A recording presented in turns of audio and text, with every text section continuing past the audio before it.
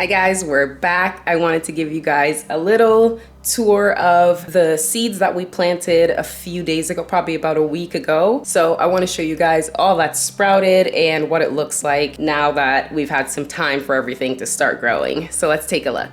So here we have some of the potatoes that we planted, remember, in the containers. I have 3 containers with potatoes in there, and you can see how they've started to grow. They're really bushing out. Some of them are getting really tall and spindly, but we're just growing them for as long as we can until we can bring them outside, so we'll see. Now this was the pineapple I was telling you guys about. It really actually is doing really well. I see some new growth in here with the pineapple, so I think it has taken root in the soil with the aloe here. It's doing really well, and I can't wait to plant it outside. This is the original pineapple that I planted here last year, and it is a really big, beautiful pineapple. It's really quite nice. And this guy is gonna get planted outside, and I can tell it's gonna do so well.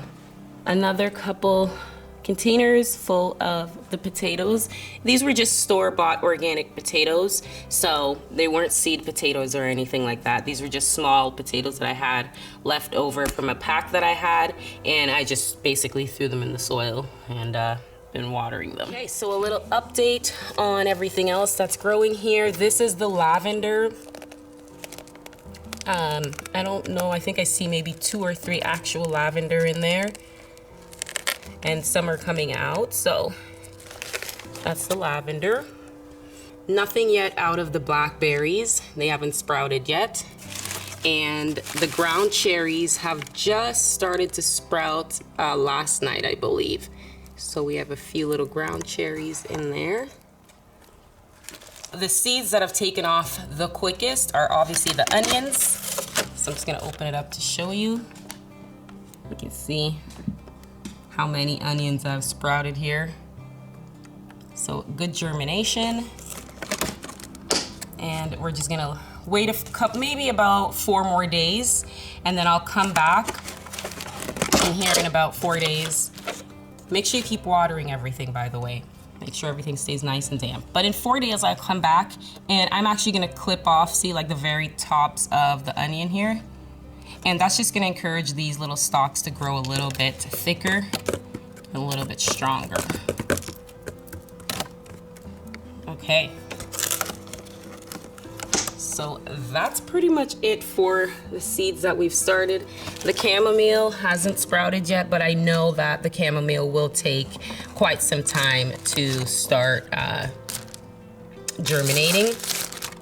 Same with the lavender, but I do have a few lavender in here. I'm so excited. Today we're doing sweet potatoes. I have to start growing my sweet potato slips because we need to start these about 2 months before we get them planted outside. So I'm gonna show you 2 different ways that I grow my sweet potato slips. So here I've started with these. I have 2 organic sweet potatoes. And what I did was I took these pointy sticks that I had, I just snapped them off. You can use toothpicks. Toothpicks actually work really well for this. And you just kind of stick them on the sides. I'm also gonna use a small cup here that the sweet potato can sit in like this. I'm gonna fill this with water so that about half of the sweet potato gets submerged in the water, so that it's gonna start to put out roots underneath, and then the slips will start to grow from the top.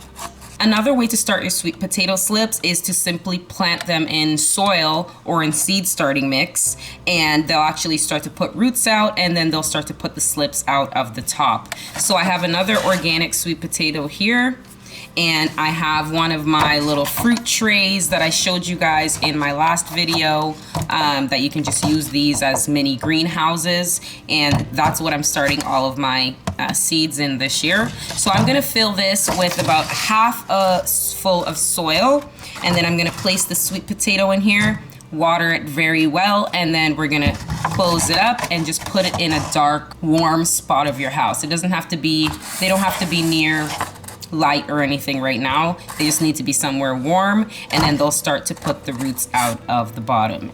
You do want to change the water out from the cups every few days to make sure it doesn't get slimy or doesn't start to rot on you. If it does start to rot, you can just throw it out and you'll be able to tell because it'll get real slimy and then it'll start to really just rot. So then you can just throw it out and start over. I'm gonna get the water in here, and then basically that's as easy as it is.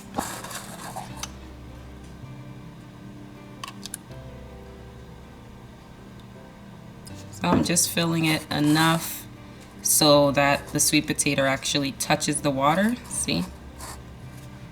Just a little bit more. There we go. So the water is pretty full at the top and about half the potato is submerged. That one's ready. And you're probably only gonna need to do 4 or 5 depending on how many sweet potatoes you wanna grow. Now if you have a massive garden plot, then you're gonna have to grow a few more. But remember that one sweet potato will grow quite a few slips. So you don't have to grow 1 potato per slip. You'll get, you know, probably 5 or 6, maybe even more, depending on how much time it has to grow. So you'll get a lot of slips out of each potato. Okay, so this one is ready to go as well, submerged in the water. And I'm gonna come back and check on these every few days to make sure that the water isn't getting slimy or anything like that. Now I'm gonna fill this one with soil and I'm gonna just put it in there and water it. All right, so I've filled my little seed starting tray here, my little mini greenhouse, with my seed starting mix, or just good potting soil will work as well. I'm just gonna tap it down to make the soil kind of firm, and then I'm gonna water it really well to make sure it's nice and damp. You want it pretty wet because this is what's going to make the potato start to sprout and start growing some of the slips for us. So I made it nice and wet. Make sure you put something under this as a tray or something to hold any extra moisture. So I'm just gonna basically nestle it inside of the seed starting mix. Okay, just kind of pushing it in, covering it up.